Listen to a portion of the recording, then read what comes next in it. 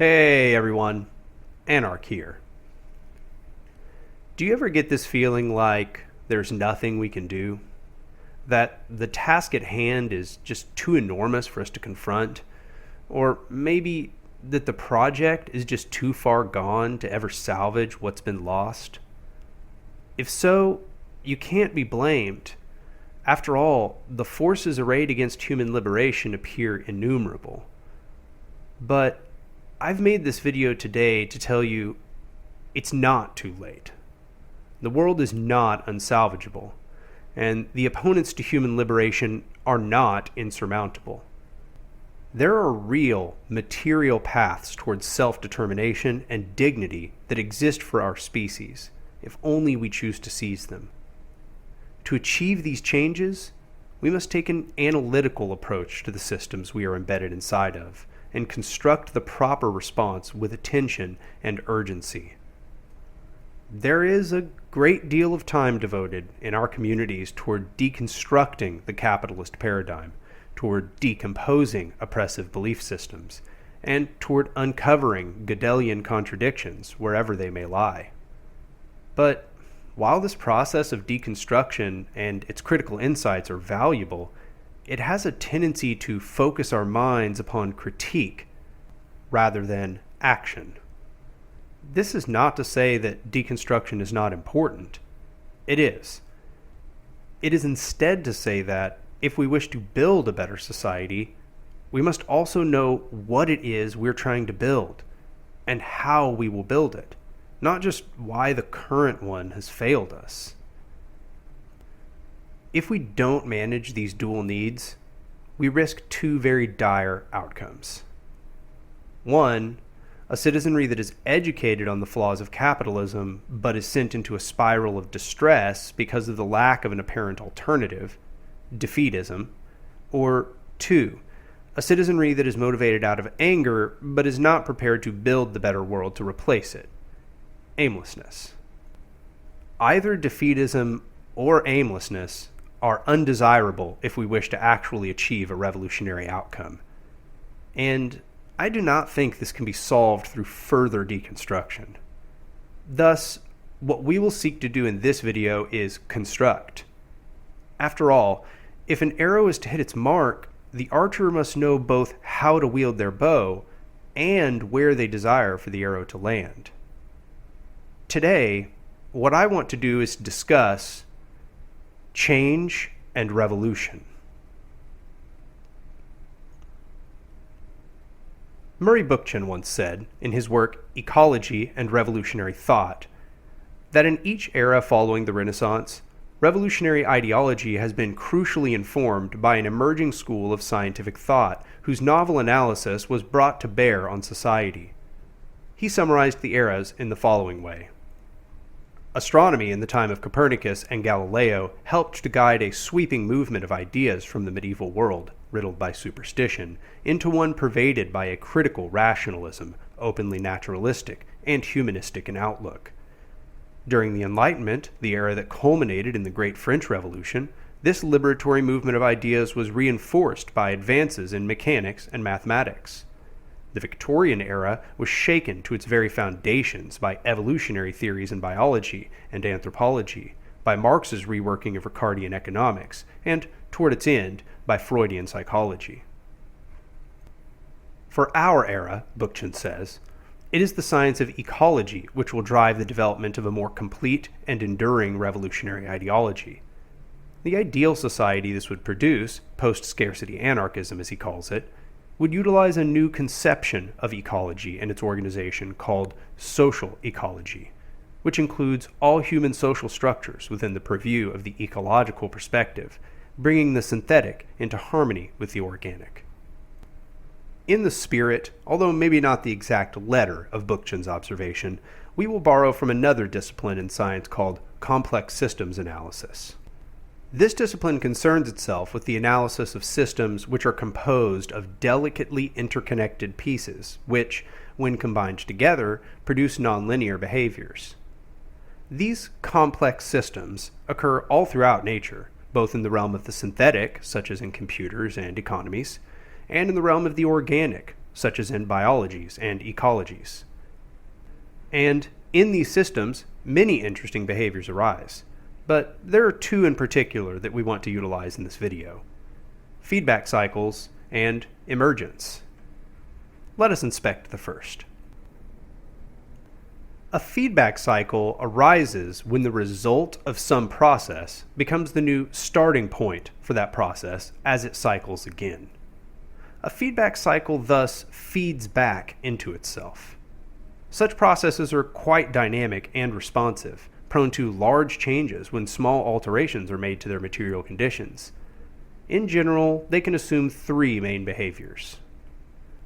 In a negative feedback cycle, the result of each cycle is less than what the cycle began with, meaning that the process slowly diminishes in strength with each completion.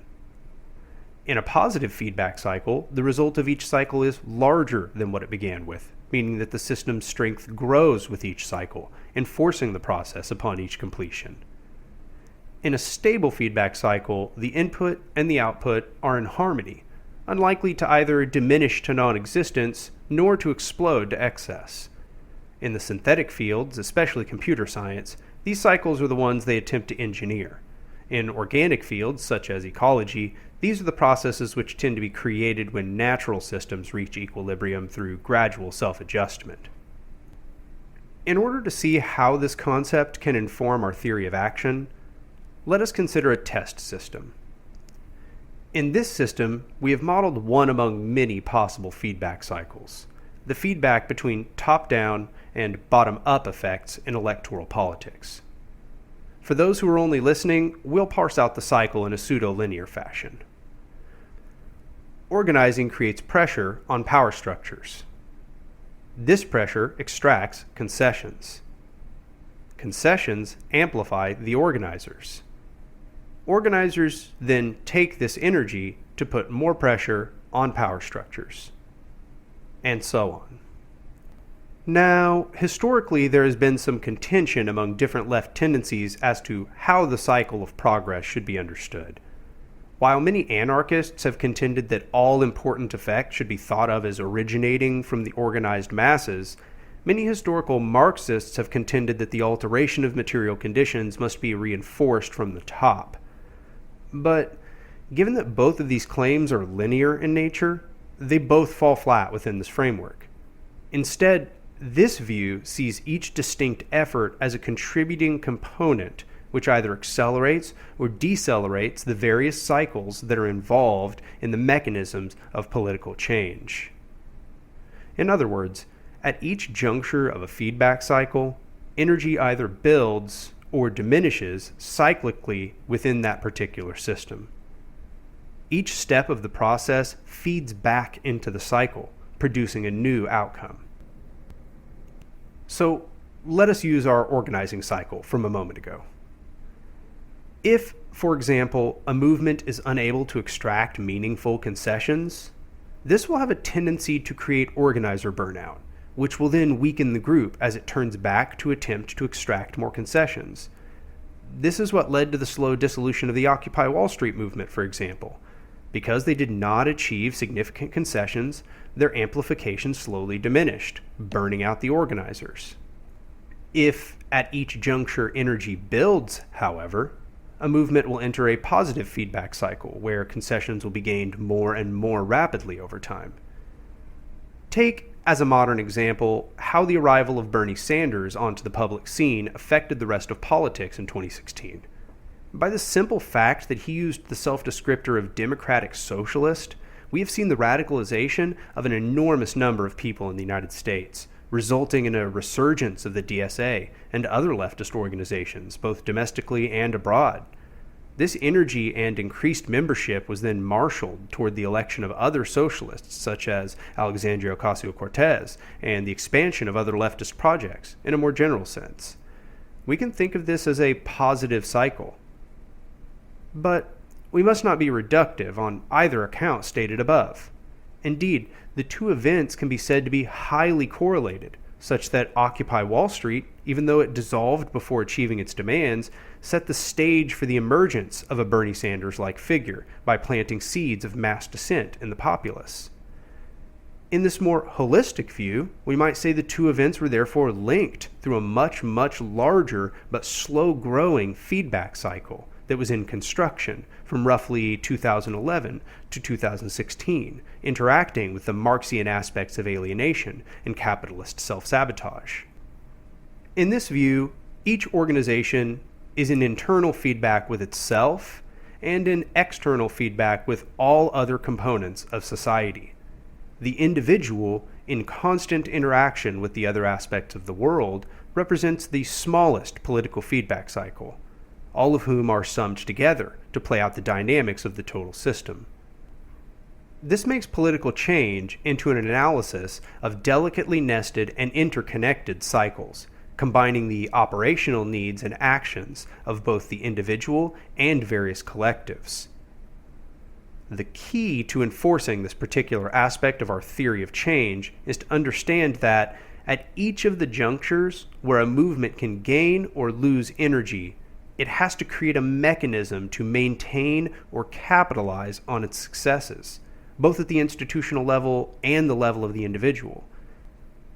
If a mass organization fails to capitalize on their successes, to maintain their numbers, or to exact their pressure successfully after achieving consensus, they'll find that their power dwindles progressively as time goes on. This may sound exhausting in the never-ending effort that is required to animate the engine of change, but sustained and meaningful progress does require perpetual vigilance. There is some good news, however, rooting from the other phenomena we mentioned earlier. Emergence is a phenomenon that occurs when properties that are not strictly contained in a system's basic rule set arise organically from some combination of those rules once they are in play. But don't think that this means the emergent properties are any less real than the systems they arise from. Thermodynamics, for example, is not a set of rules that is found written in the stone codex of reality. It is what arises from a rigorous statistical analysis of particle systems. Yet, the naturalists of the 1800s discovered thermodynamics well before they ever understood particle physics. This process of emergence takes place in almost every occasion due to the limits of the system in question, and how those ensuing constraints affect the behavior of the things inside. In the case of quantum mechanics, for example, boundary conditions determine how particles inside the system evolve over time. In the case of ecologies, it can be found that limitations on resources, geographical separations, natural excesses, and disasters can all come to define the behaviors of the creatures within their purview. In our case, we are arguing that the rule sets and unspoken assumptions of power structures create emergent behaviors in the people who populate those structures and their subjects. I spoke about this property of emergence by a different name in my previous video, The Case Against Hierarchy, in the reference to Conway's Law, and in my video about human nature when speaking about humanity's fundamental adaptability. If a hierarchical structure is created, those that are within it will assume hierarchical behavior. If a structure predicated upon individual merit is created, a cycle of competition will arise. And so too will a structure of solidarity therefore engender a cycle of cooperation. This is also what motivates the principle of prefiguration in several anarchist movements. The IWW, for example, has modeled a recognition of emergence in their famous advice to build the new in the shell of the old. The Zapatistas also seem to motion toward this concept in their most recent communique, We Broke the Siege. Instead of climbing the ladder of official posts in the bad government, or of converting ourselves into a poor copy of our oppressors, our intelligence and our knowledge was turned to the task of growing and building our own strength. This precept, everywhere it is found, operates upon a similar conclusion. When we build structures, they should be built as mimics of the world we wish to create. In doing so, those of us who operate inside of them are changed, and our ethos is reconfigured. This process eases the burden of action, turning our transformative politics into a way of life instead of an exhausting affair. Further, once a structure is built in such a way, it reinforces itself, creating a path of least resistance toward our natural ends. But more than that, the precept of emergence and the inspection of the ideological boundaries of our society inform a practical path forward in transforming both our social relations and the structure of our society. There are some key boundaries, each attendant with a certain kind of emergent behavior, that we must pay heed to. First, in the concept of prefiguration, we must take heed that when we build any structure meant to advance our movement, we remember that we are creating a concept of being for the people that operate inside of it, depending on the way that the structure is built. Flat hierarchies and strict accountability in our organizations are therefore not just moral necessities, but matters of energy conservation. Organizations which are structured top-down are actually limited in their ability to achieve leftist ends. Worse, when these top-down structures are allowed to grow in power for too long while agitation continues alongside, those structures eventually come to represent a new normalizing force against progress. We must also regard the importance of the individual's own internal conceptions of what can be achieved in society.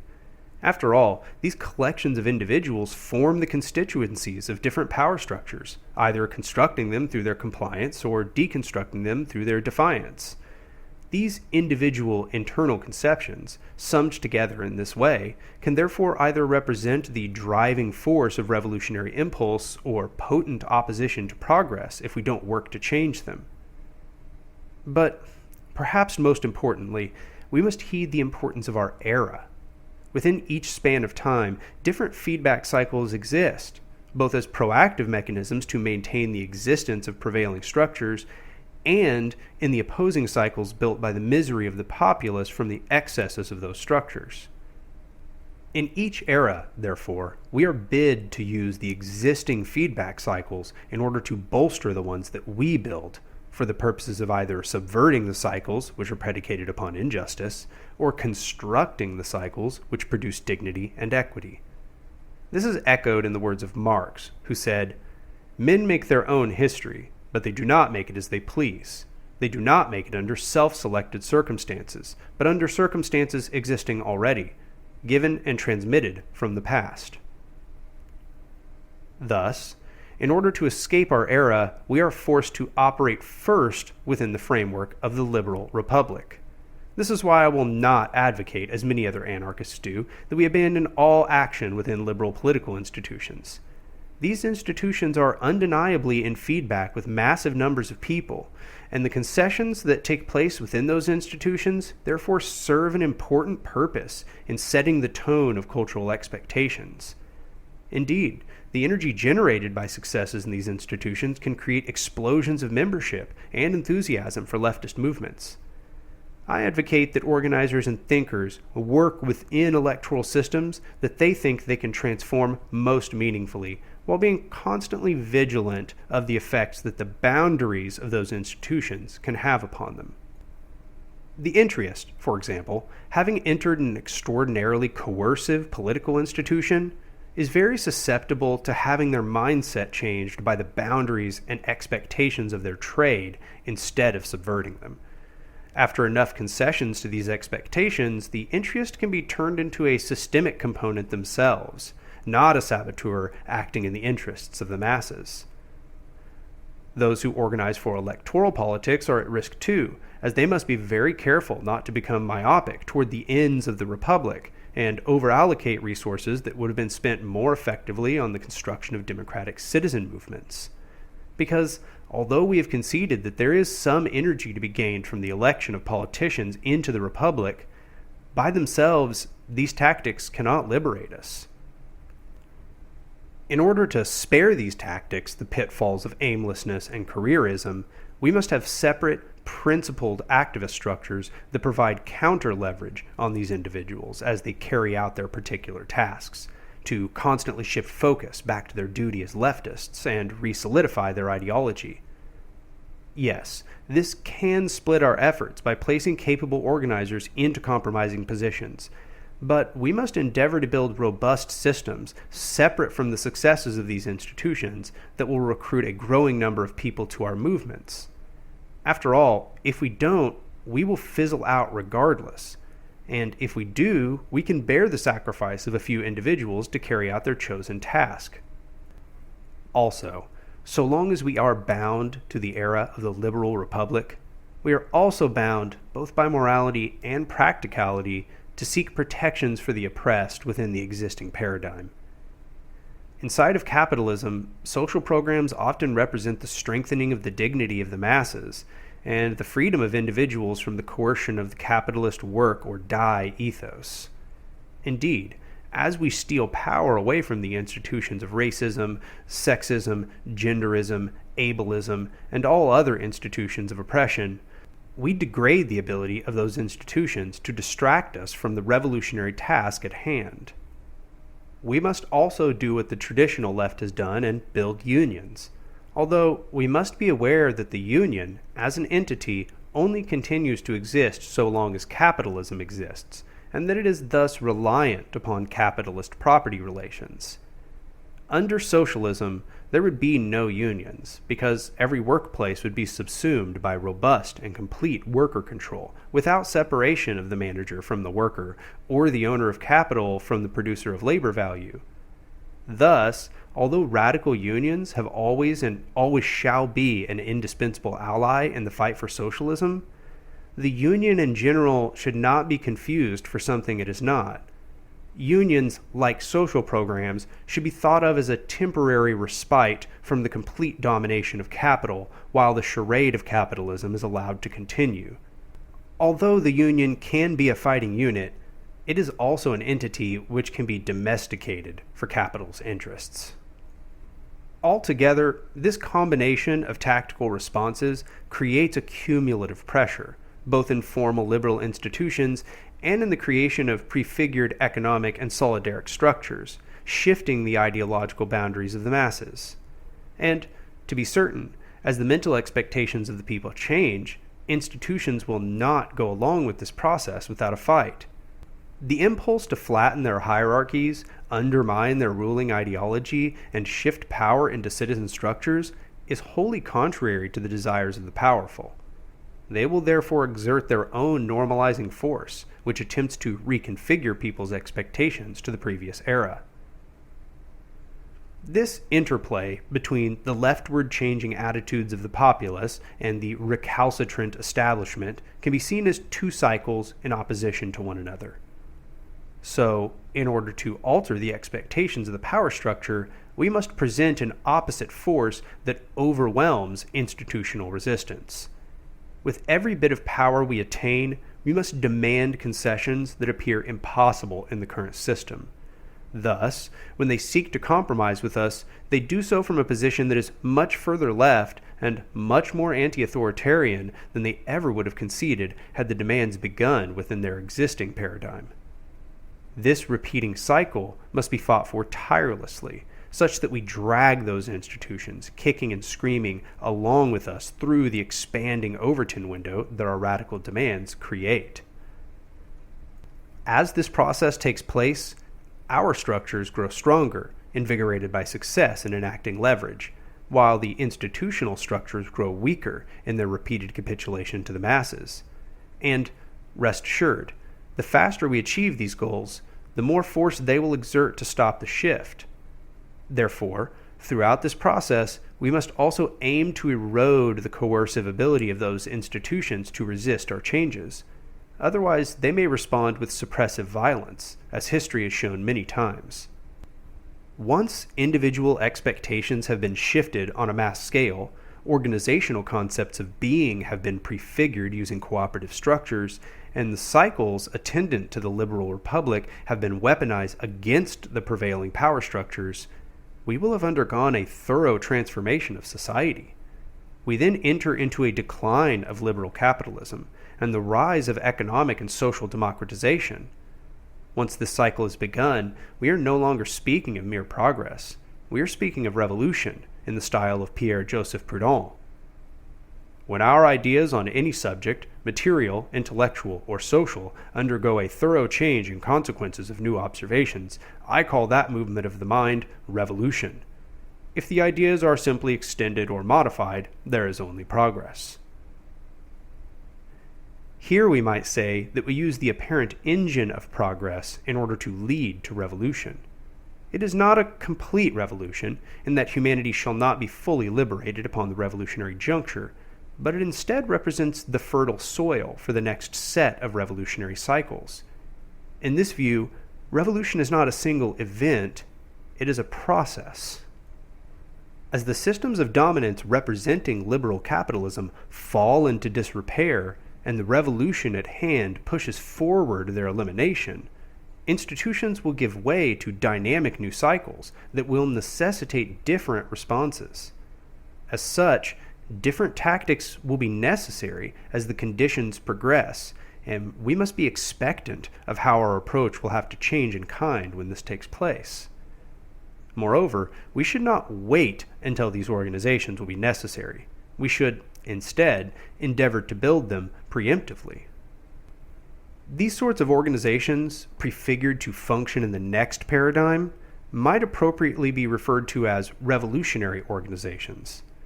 Not because they themselves create a revolution, although in a significant way they do, but because they are meant to endure into the world created after our revolution. For example, while we should try to dilute the coercive power of liberal institutions through demilitarization of the police and shrinking of the national military, we should not rely upon this tactic to guarantee our safety. While we are building the prefigured structures that are necessary to shift popular consensus and undermine hierarchical management in liberal institutions, we should also be forming the means to resist future violent suppression through the creation of leftist citizen militias, gun clubs, and information networks. This is not because we seek to use these groups within the era of liberal republicanism, but instead because, as the power of capitalist institutions decline, they will exert a desperate coercion that will almost certainly be violent in nature, and we must be prepared to defend the liberatory project against such an assault. Another example of a possible revolutionary organization is the confederation of a leftist cooperative sector. As the co-ops form networks of trust and distribution, they should also form democratic structures for making decisions among themselves, coordinating their cumulative economic pressure. This represents a sort of formal economic version of the workers' councils and confederations of past revolutionary attempts. Not only will this entity be a central piece in amassing power for the left, it will endure almost identically into the New World. We must maintain and wield the power of these organizations with extreme responsibility, using them only as passive threats, never as bludgeons to create fear. Fear, after all, is the tool of the conservative, not the revolutionary. Our tool must be hope. So, let's review. In our theory of action, we posit the following. All social change is achieved through the creation and maintenance of positive feedback cycles, while also undergoing the prefiguration of social arrangements such that they produce emergent revolutionary behaviors in their adherents. At the same time, we must expect resistance from reactionary forces, both in the populace and in liberal institutions, and do our best to undermine these forces as our cycles build in strength, forming the institutions which will allow us to resist their violence when it inevitably comes. This framework then produces the following actionable principles. 1. We must endeavor in every situation that is available to change the internal mental conceptions of those we come in contact with. 2. We must build structures in all areas of our lives, economic, personal, political, and otherwise, that are mimics of the ones we wish to achieve in the New World. 3. We must alter the existing power structures such that we undermine their hierarchical nature and push them toward capitulation to the prefigured structures that we build in the current world. 4. We must always demand more from existing institutions than we reasonably expect them to concede. knowing that some compromise will always take place when all is said and done. 5. We must prepare ourselves for violent resistance from prevailing institutional structures and reactionaries as they realize that their power dwindles by comparison to leftist agitation and organization. The application of these principles may not always be easy or straightforward, but we must think in a complex way if we wish to overwhelm a complex system of subjugation. And in following these principles, because we have not met the violence of hierarchy with another violent hierarchy, we do not risk undermining the movement that we've built. There is an intoxicating simplicity in demands such as insurrection now or general strike now. But such declarations fundamentally misunderstand the processes that lead to a successful insurrection, were we to desire one, and the underlying organizational work that has to be done to even achieve a general strike. Correctly identifying the goal of liberation, but misunderstanding the path to achieving it, these solutions ultimately then just represent distress and aimlessness, products of anachronistic thinking, which fundamentally misunderstand the strength and development of our organizations and the content of our historical era. Humanity's liberation will not be had through some single act of liberatory violence or spontaneous labor solidarity. We're going to have to suffer for this better world for our entire lives, building its structures brick by brick, spreading its ideological foundations to everyone who will listen. Progress and solidarity will happen over the course of years of protracted struggle, with escalating but never completely transformational moments of glory and reprieve. We are here, inside the belly of an imperialist beast that has grown to titanic proportions. Its crushing weight has left a long trail of destruction and destabilization across the globe, viewing even its own citizens as empty machines, plunging them into cycles of misery and alienation, then blaming them for the predicament it has created. It is contingent upon us to use every moral avenue available to prevent this monstrosity from demolishing the delicate and interconnected web of life that underpins our natural existence. We do not have time for more false starts, for more movements pretending they will be the next vanguard while the world burns. We do not have time for more fantasies of violent emancipation. The work that stands in front of us requires methodical, empathic, educated action, which serves to dismantle the prevailing structures and construct the organizations that will replace them now. If it seems like the collapse is too fast approaching and that our time is too short, then know that it is far past time we get to work. There is a long road ahead, and the longer that is spent on the project of perpetual deconstruction and its aimlessness and distress is a delay on the process at hand. It is time that we begin the construction of the new world, while there is still time to build it. Thanks for watching, everybody. If you want to help spread the work I'm doing here, click the like button, subscribe to the channel, and leave a comment below. Tell me what kind of content you want to see. Also, if you want to help me eat and pay the bills, become a patron at the Patreon link below. Anyway, see you around. And remember, if we wish to see liberation, we must live liberation.